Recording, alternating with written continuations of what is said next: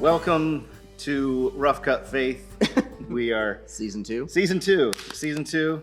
We made it. As you can see, if you've followed us for Yeah. the tens of people who have followed us for over the past few months. Yeah. This is a bit of a different setup. Joe's no longer with us. Not regularly. Not regularly. He'll be in and out. We'd love to have him back, but he gave us several months and said, "I want to get you guys rolling. Let's get this moving." Yep. And then he bowed out. If you saw that we had a kind of a final farewell episode. But we're just kind of shifting how it feels, how it looks. A little bit. Yeah. Yeah. We'll have occasional guests, the occasional third person that'll drop in. But I think I'm excited about kind of exploring what this next season looks like. There's a lot of stuff that we in having the consistency that the first season really gave us. There's an opportunity for us to be able to develop that moving forward, adding in some different type of content, different types of focuses. And, I think in the long run, it's going to be something that we believe is helpful for people that are connected to the show. Yeah. So you want to unpack a little bit of what Sure. the direction we're headed? Yeah. So in the past several months, starting, I think it was October of last year, we started, one of the things that we would do was primarily we would say, because we're both pastors, because we're both connected here at the Grove Church, we would say, like, who's preaching this week? What are we preaching on? And kind of unpack what was coming up. That's still going to be an aspect of the show. Sure. But we want to start looking more at the world around us. And how we respond to the world around us, to whether that be current events, whether it's how much Scott is into Taylor Swift. Or I don't even know how to respond to you for that. Yeah. Because you're like, Taylor who? Taylor like, Kitsch? What? I'm like, I'm so confused right now. And then I'm like, wait, that's the singer. That's the singer. That is the singer. Yes. Good job. So there's all of these things going on around us. And as pastors, we primarily focus on a Sunday morning or a small group or something like that. But it's a context that doesn't really say what's been going on this week and how do we look at it through the lens of our faith, spirituality, and a biblical response and our faith. So we felt like that would probably be valuable. I think there's a lot of voices out in entertainment or in news organizations that do a really good job, I think, in some ways of just, okay, well, here's the information that's out there. And there's others they're just trying to sell advertising. And so they play to their market. And as pastors, I think one of the challenges is trying to help the people that we get an opportunity to help lead, but to be a part of the church with. How do we allow our understanding of Scripture to impact the way that we see something? And then how do we respond in light of that faith, right? And because there's so many things that we don't talk about on a Sunday, because that's not the point of why we've gathered, right? Like that's not our focus. And there's a lot of ways that I think Christians respond to what's going on in society, and I'm hoping we can find maybe a third way. That's not withdrawing from and ignoring it completely, but it's also not like leaning into it in a hyper vigilant way that either is like kind of triggered by fear or anger or So I think that what Jesus has called us to is something different than both of those extremes. And that probably comes from, at least for me, it came from recognizing. Like I used to consume a ton of news, a ton of like what was out there, and I would be like, what does this mean? What's going on? Like I felt like I had to know. There's so much information that's available for us now that it becomes overwhelming, and you're like, okay, well, at some point we've got to have some fences up. At least I decided I needed to have some boundaries about how much time do I spend thinking about what's going on in the news. Yeah, yeah. While also not being oblivious to it. Yeah. And I think one of the unique things in pastoral ministry, maybe you can speak to it some, is there's so much going on in our own house. Yeah. that being engaged in what's going on outside of it is just like, at what point do I have the time or the capacity to do that? Yeah. And so in many ways, the aspect of Rough Cut Faith is we're going to shoot from the hip on a lot of these things. It's going to be how we're thinking about how to engage in whatever's going on in some of the bigger topics. Maybe some of the hot button issues that, are those things that can be lightning rods for interaction or opinions.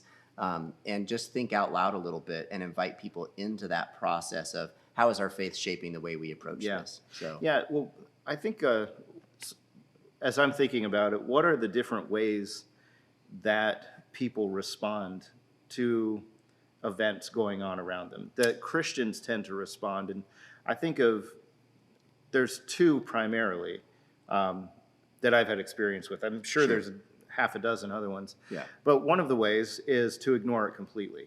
Just whatever's happening out there, it doesn't matter for us. Yeah. It's like we're just about Jesus in here. Yeah. So you kind of build the walls of the church a little bit wider and a little bit broader, and you keep saying, well, we don't really have to talk about this movie that was controversial. We don't have to talk about this politician that is challenging what we believe. We don't have to talk about any of the things that are these opinions that are out there because we're just about Jesus in here. Yeah, it's us against the world, and so because we're against the world, we're just going to stay away from it. Yeah, and that really does a disservice to the world around us because we've been called to be in the world. Yeah. And I believe as followers of Jesus, he has called us to pursue his kingdom. And that doesn't mean building walls and then just hoping that other people come into those walls. Yeah.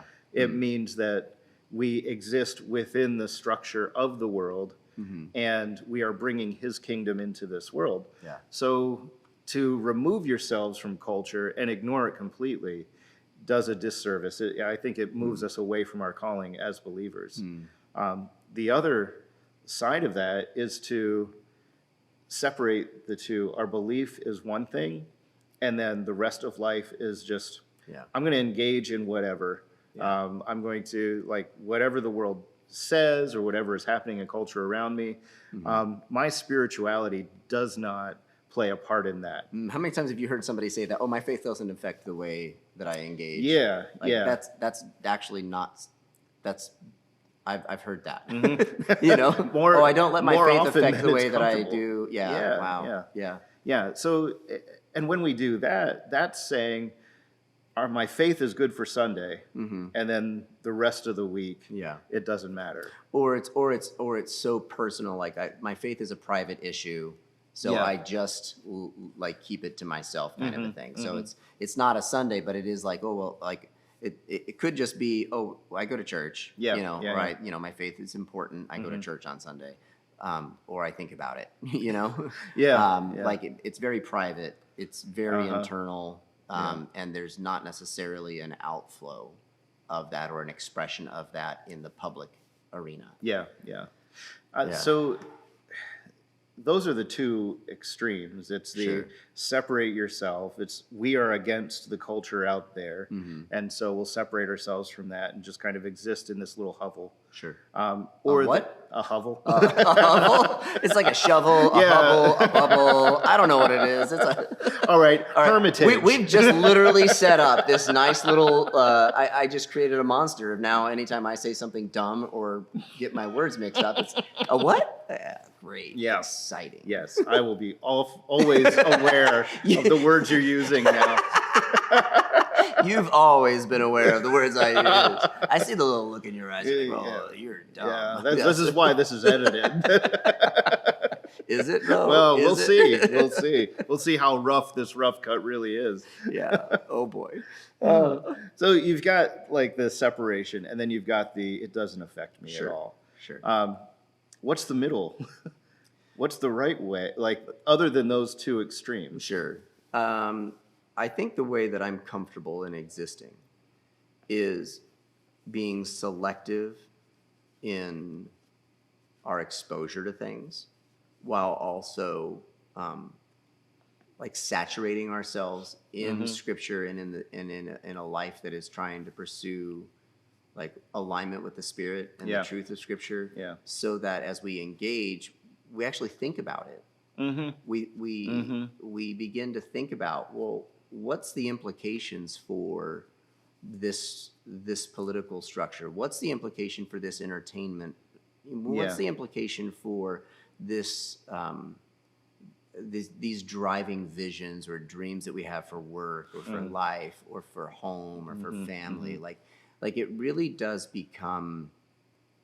I think what Jesus calls us to is an intimacy with God that affects the way we see everything, and the way we engage. Like, how are we salt and light? How are we engaging in a society if we're withdrawn from it?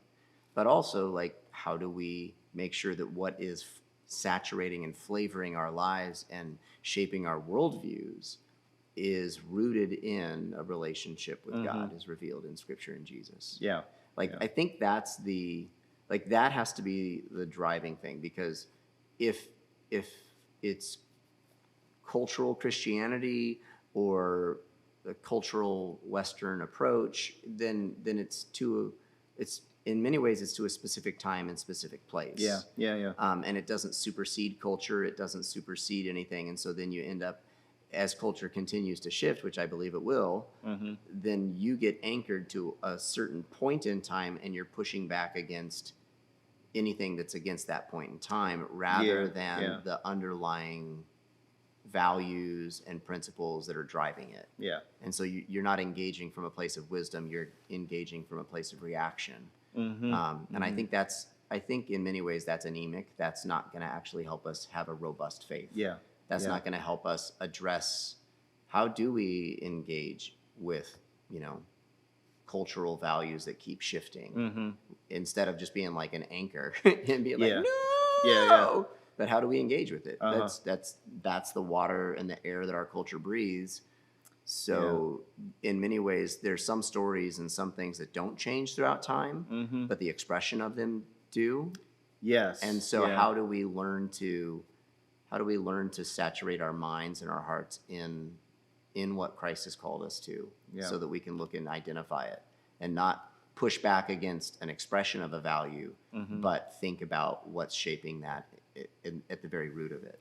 I think that it's really important that you just brought up that our cultural expressions change over millennia. But that's what makes Scripture so relevant to today, is it's still dealing with the underlying root.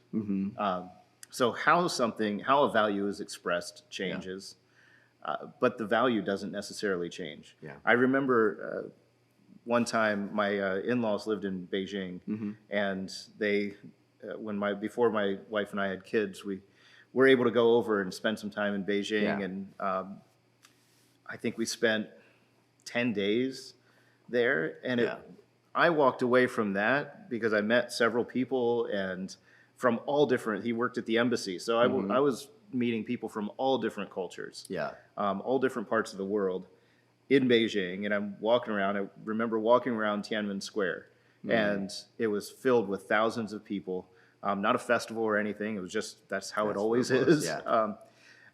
And it struck me how alike everybody was, that there were extreme cultural differences, but I'd look around and there were still parents with kids who were like, some kids running off, and the parents like yelling at them, running after them, and then there were the parents with kids who were trying to take pictures, and then there were younger couples who were walking hand in hand, and there were people selling things, and it was just everywhere I went.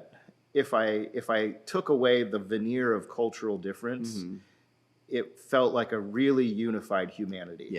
And I think that's like cultures at this time, but it also that extends back in time too. Sure. Yeah. So biblical times can seem so different, Yeah.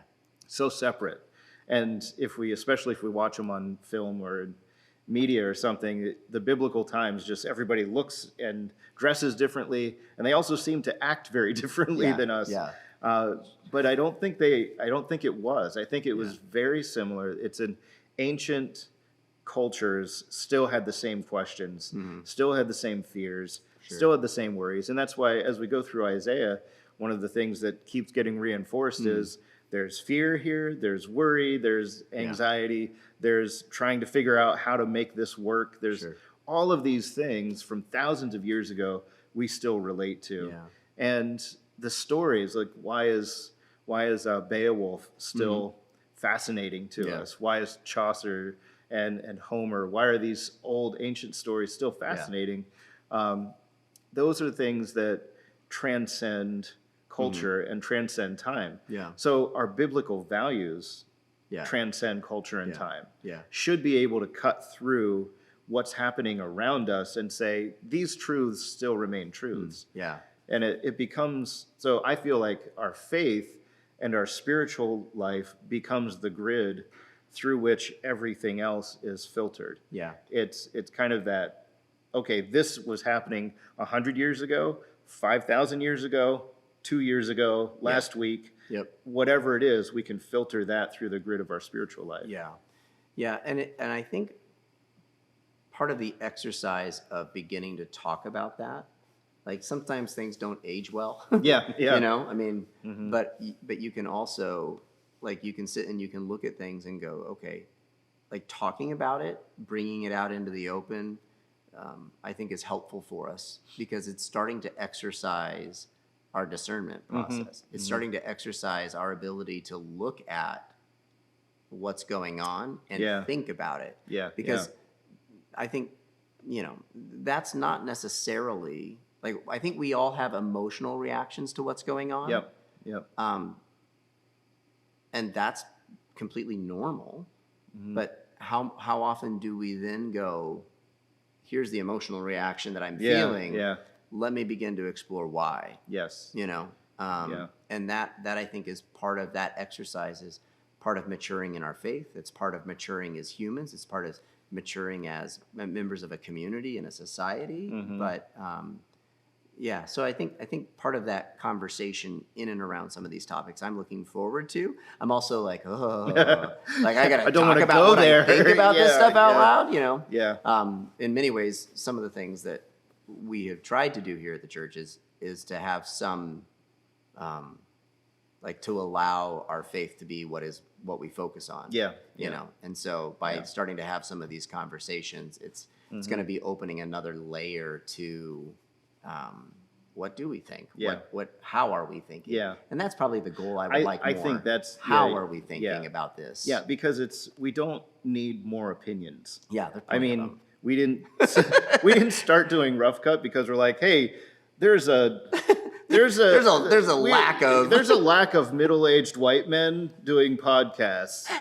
That's giving opinions on things. What did I just read? There was something like 230% growth in podcasts from 2013. Yeah. So we're only 10 years behind. Yeah. Wow. Yeah. Yeah. So it's not because we thought that our voices needed to be heard in the ether. Yeah. But why are we doing it, Mike? Like, who's the audience for Rough Cut Faith? Well, that's a good question. I think we're still figuring it out. We just wanted to feel more important than we already do. That's why.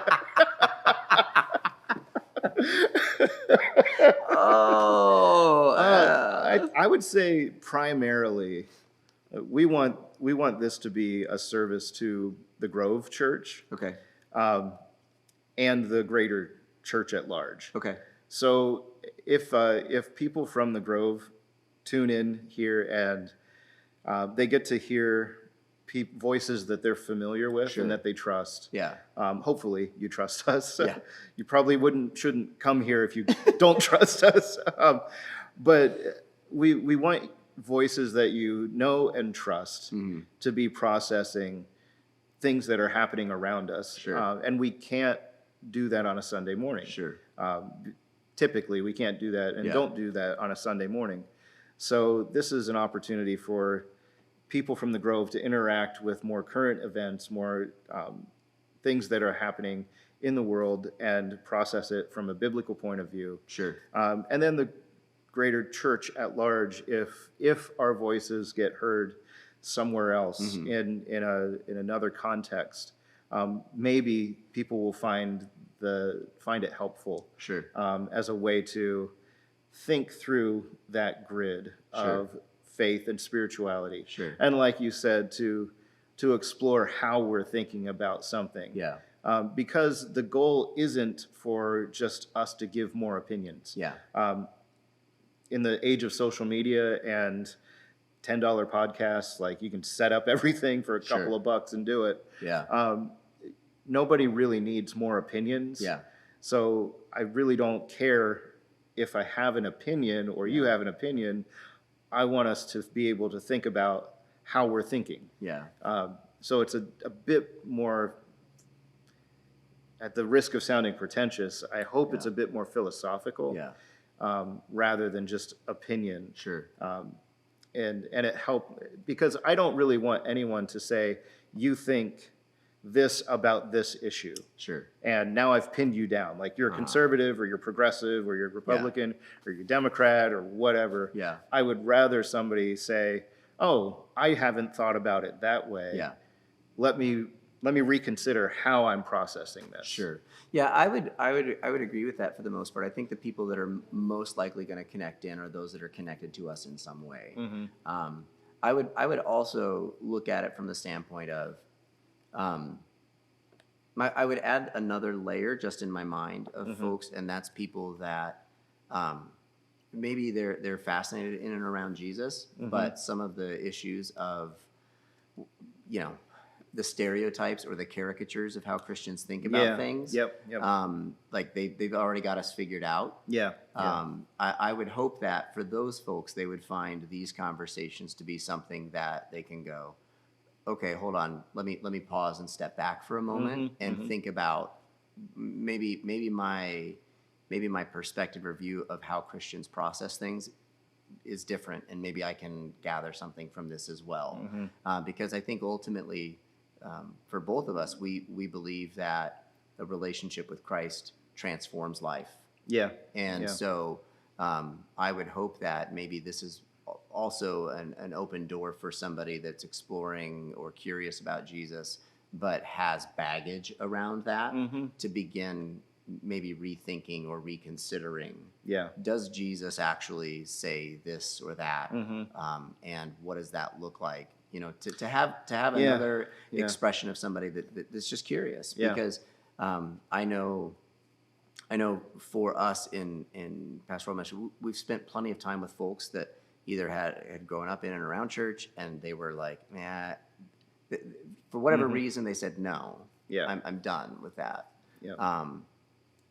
But my hope is that for those people that haven't quite given up on Christ, that haven't given up on what Jesus taught and who he was revealed to be in Scripture, but they've for whatever reason they've gathered these opinions of I like Jesus, but I struggle with the church, or I don't trust the church. In a podcast framework or in a video framework, there's a little bit of safety to be able to go, all right, I'm not sure what I think about that, but my hope is that they would see a posture of two guys that happen to help lead a church, thinking through these things, talking about some of these things that matter, that may be an encouragement to them as well.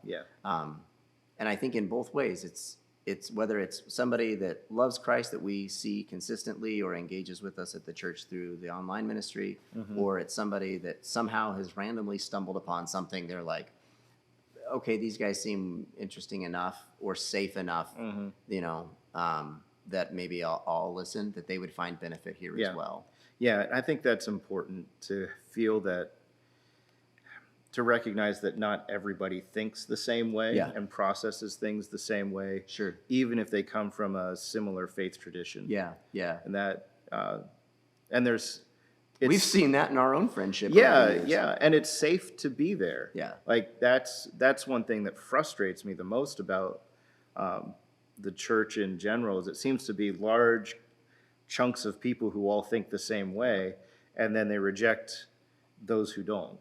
And I don't think that's a way to represent Christ. Yeah. I think that there can be a diversity of opinion and a diversity of how you process life or events or social issues. Yeah. There can be a diversity there, and you can still love Jesus in that, Yeah. in the midst of it. Yeah, yeah. I'm excited to kind of flesh that out a little bit and try and figure out what are those foundational elements Yeah, that yeah. shape the way we approach, not only Scripture but also community, Yeah. and society and culture. So it's Yeah. good stuff. It's good. So that's kind of like where we're That's where we're heading. heading and why we Yeah. think it matters. So let's go to something that's a little familiar with Yeah. Rough Cut. The second part. The second part. Ooh, cha!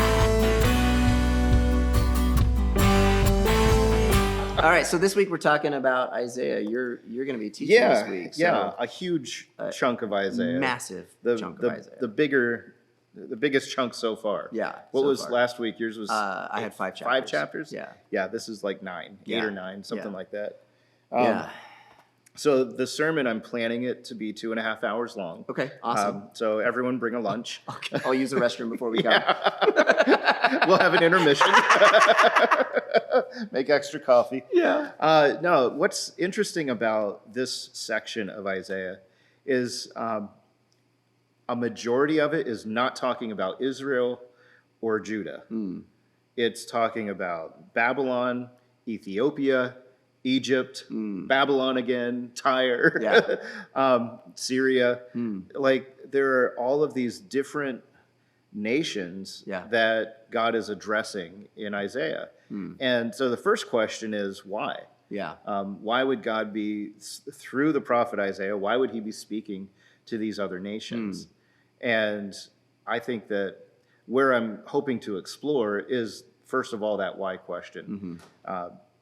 To me, I think it's more encouragement for Israel than, or for the people of Judah, than it is for the other nations. Yeah. Because Isaiah, God keeps saying, here's what's going to happen to you guys. Yeah. And it starts with Babylon, where he's kind of laying it out. You took my people.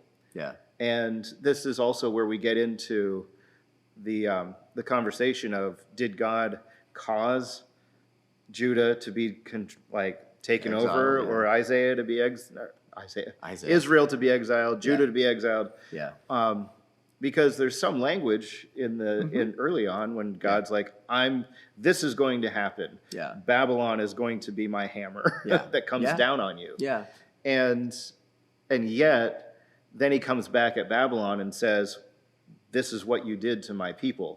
And there's going to be consequences for that. Yeah. So why Yeah. did God in one spot say, Babylon's going to be my hammer, and in Yeah. the other spot say, you were my hammer. Yeah. Yeah. You came down. Yeah, so there's really it's a fascinating thing because I didn't really get into any of this in the previous section. Is that part of God's part of His response to the nation of Assyria, who is also one of the instruments that He uses in allowing judgment to come into the people of God in Israel and even in Judah. He responds to the Assyrian king who's like, look at how great I am. There's no God that can stop me. Yeah, There's no one this, can this. stop me. Yeah, and so God's questions to them is like, which is greater, the axe or the one that uses it, the axeman? Yeah, and he goes yeah. through like all of these things of like, there's elements of you were an instrument, you were a tool, and that raises a whole other layer of questions. Yeah. And I think also I would just ask, if he's talking about Babylon, Babylon isn't even on the scene at this point. Yeah, and I have to figure out, that's where I want to go with, historically, why is he talking to Babylon? What's going on here? Yeah.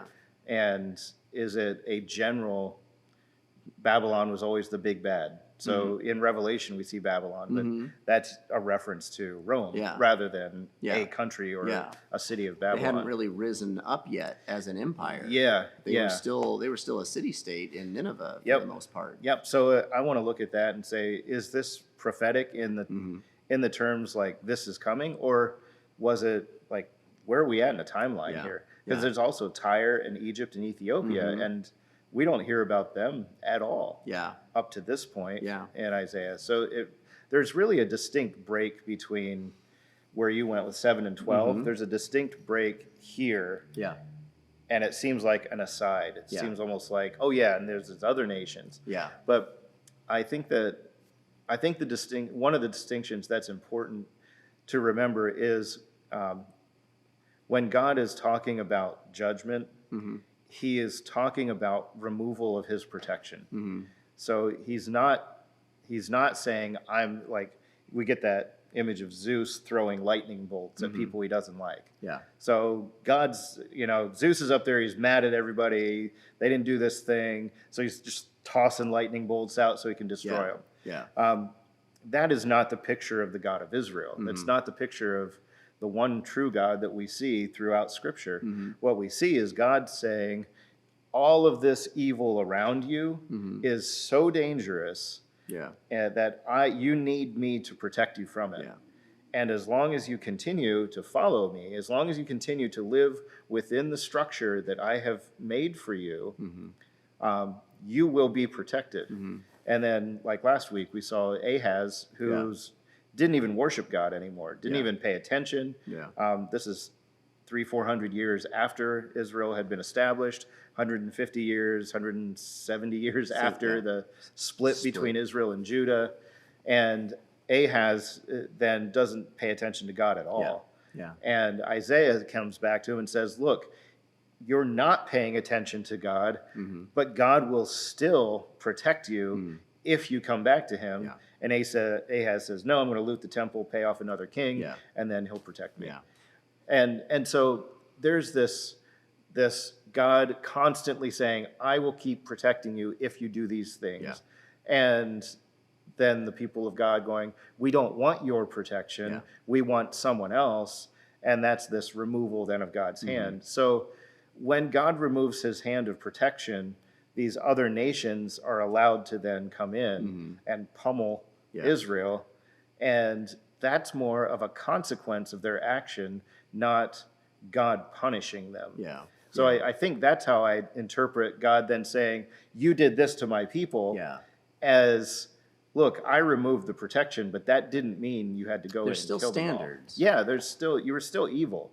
The fact that God didn't protect them from evil doesn't mean evil doesn't have consequences. I think it's a good point in and around it. I think there's also a real important conversation at some point that we should probably have in Isaiah, and that's how do we approach Scripture in the prophetic elements of it. Like how do we read prophecy responsibly? Because there are part of why I didn't go into some of that in the 11 through in the 8 through 12 is there's a lot of prophetic things that, like for instance, New Testament authors say this is all about Jesus. This is all about Jesus, and so I can read that and go, I agree with that. I can see why Matthew said this was all about Jesus. But for Ahaz, who was there, hearing the prophecy, this would have been something that was intended to be a sign for him, not just for 700 years into the future.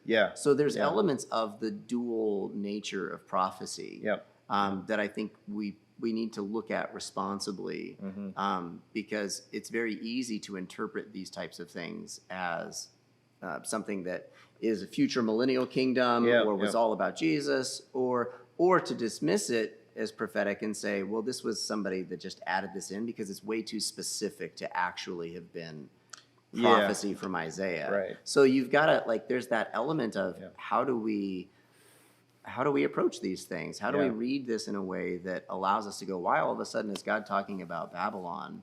And, why does Isaiah bring up these nations that really, for the most part, have very minimal parts of the story or history, to this point? And why was that important for the readers of Isaiah to see.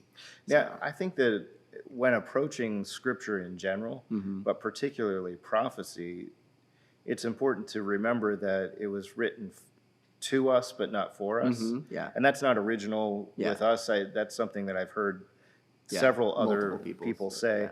But it's so important because we can, especially with prophecy, we can start looking at it as, oh, this is to me. Yeah. This is to us right now. Yeah. Oh my goodness, what does it mean? Let's go and interpret it all. Yeah. It wasn't. It's for us to benefit from. Yeah. But it's not written to us so that we can start parsing it. Yeah. And I think that a lot of, especially Isaiah, a lot of prophecy is, this is what will happen if you continue on in this direction. So I do believe that God is involved in it. I do believe that God was speaking through Isaiah. But I think we also have to recognize that it is based on a trend of thinking. Like, guys, if you keep going in this direction, here's what's going to happen. Yeah. You know, it doesn't take a genius or a prophet Sometimes, to say, if you keep spending all your money, you won't have any. Yeah. And sometimes that's what prophecy feels like, is if you keep, going to war and losing men, you won't have any men left to go to war with. Yeah.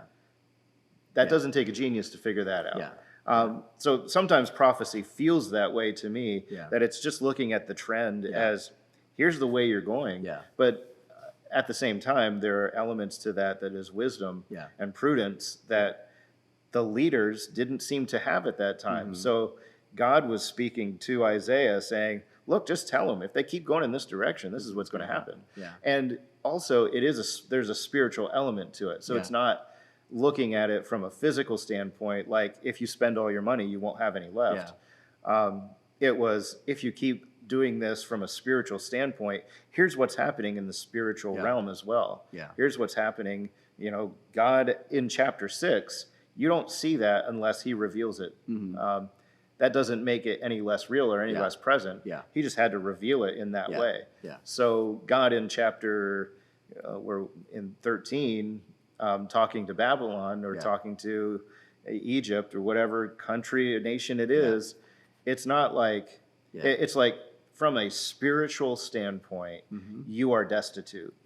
From a faith standpoint, as far as God is concerned, you are ignoring him and you are walking away into danger.